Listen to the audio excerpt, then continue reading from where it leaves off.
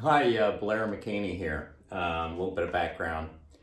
I am a club owner in Central Washington. Our clubs are called Works of Wenatchee Valley. Been in business almost 40 years. Formerly Gold's Gyms. I was the president of the Gold's Gym Franchisee Association for some years. Also, CEO of MXM, stands for Member Experience Metrics, and our technology is used all over the world to understand member experience. That's where I spend most of my time. Most recently, president of the Washington Fitness Alliance up here in the state of Washington, advocating for the fitness business right here in our home state. That's just a little bit of background. I've worked with the companies all over the world, especially during this lockdown, trying to bring real data to the science in order to really understand what's happening in fitness centers. So by now, we should all know that with the visits to virus ratio that we started here at MXM and looking at almost 50 million pieces of check-in data against number of cases tracked, that sort of started a cascading event of visits to virus being measured in other countries, of states looking at their own data. By now, what we know is there aren't outbreaks really coming from fitness centers at all. I've got the Colorado outbreak data broken down by the 58 different categories, of which there have been no outbreaks in fitness. And so out of these 58 categories, fitness not on there. I've got the Oregon outbreak data right here. No occurrences in fitness, 0 occurrences in fitness, updated about 2 weeks ago. I've got our state outbreak data here for Washington State from the Washington State's own Department of Health.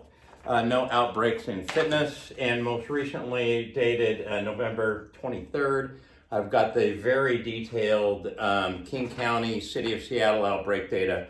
Again, 0 occurrences happening in fitness.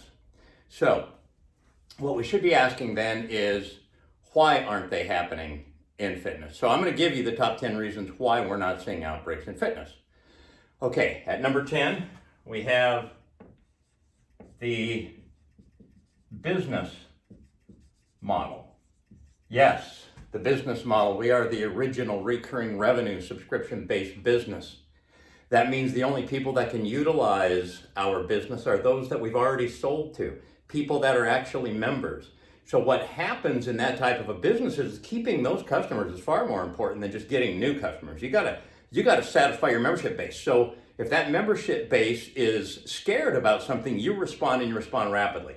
The business model is what drove rapid innovation and the fitness industry to respond so well across the entire industry. That's number 10. At number 9, we have members. We don't have customers.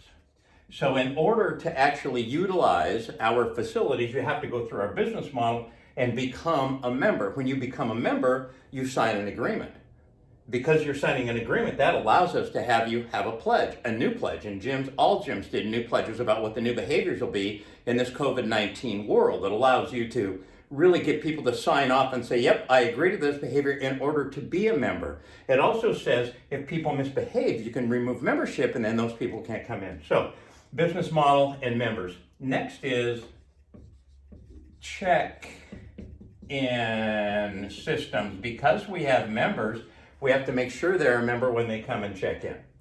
So here's what happens. You don't just wander into the store. You have to come in and you have to somebody greets you and you actually check in. That means as clubs reopened and people came in to check in, that allowed us to get them to sign new pledges, to help them understand what the new world looked like. It also means that we know who you are, probably we know gender, age, we know your telephone, we know where you live. We have the ultimate contact tracing systems right here. With a push of a button, we can say, give us everybody that checked in within this time. How do we get a hold of these people? This gating also allows us to have perfect control for occupancy rates. So because of the check-in systems are driven by being a member, the member is being driven by the business model. So that's 8. 7 is that we have great, and I mean great, hygiene. And so what happened, there's a G in there. So what happened is, as we were going into this lockdown, you remember it was all about touch surfaces.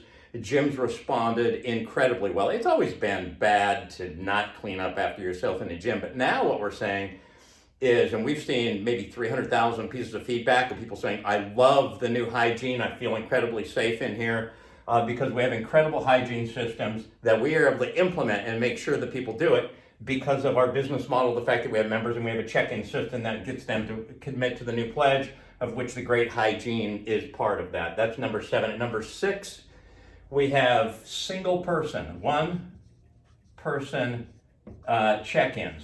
And I just learned this the other day in the King County, Seattle data. What they were saying is that oftentimes they're seeing outbreaks where people come into a business in clusters, 4 or 5 people. What happens in a club is probably 95% of your check-ins are individuals. And even if you came in with somebody, you still have to check in individually. People maintain their distance. It's a one at a time process, so there isn't any clustering right here.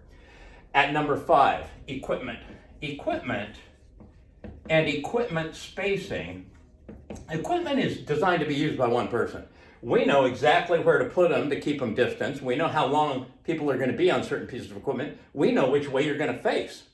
We know where you're going to face and how long you're going to be there. So equipment spacing comes in at number 5 as to the top 10 reasons why there aren't outbreaks in fitness centers. 4, mask compliance. We have better mask compliance probably than any business. And whether it is masks all the time or masks all the time unless you're on a piece of cardio equipment, what we have is well-trained staff that are making sure that people aren't compliant. People comply because they want to remain a member. So it isn't like a retail situation. Remember, this whole business model is the foundation. This is the foundation that makes all of this work so well. At number 3, we have no close and prolonged contacts. That's because people generally come in and work out as individuals. Sometimes people work out together. Oftentimes they're from the same household when they're working out together. So no close, prolonged contact. Number 2 is airflow. We've been dealing with sweat and respiration for decades. So our HVAC systems are generally overbuilt and can handle more turns per hour. My own and our 2 clubs are at 6 turns per hour right now. Even as we go into the winter, we're at 10 turns per hour in the summer. MERV 13 filtering. Some clubs can go up to MERV 11, but generally our airflow is much better because that's how it has to be designed because of the nature of our business. So we inherently have much better HVAC. And at number 1, now imagine how all this happening, the business model is driving all of this. Now, let's put on top of it healthy people. Now, I know that healthy people can get COVID. I know some healthy people are suffering from COVID, but largely the consensus out there from the CDC just coming out the other day and saying we recommend more exercise, saying we recommend 2 weight training sessions a week for everybody. So we know that healthier people are far less likely to get or to suffer from COVID. So, and also, sick people don't come in to exercise. So once you add healthier people on top of all of this, that's why there are no outbreaks happening in fitness facilities. And that's what people should be looking at. People had a hypothesis going into this that outbreaks would occur in fitness. Well, once you have a hypothesis, you conduct the experiment, you look at the data, and now we're looking at the data, and everybody needs to look at the data and realize it's not coming from fitness. But more than that, they need to ask, why isn't it coming from fitness? What can we learn from this that we can use in other environments? That's it. Blair McCaney with MXM, Washington Fitness Alliance, and works at Wenatchee Valley. Thanks.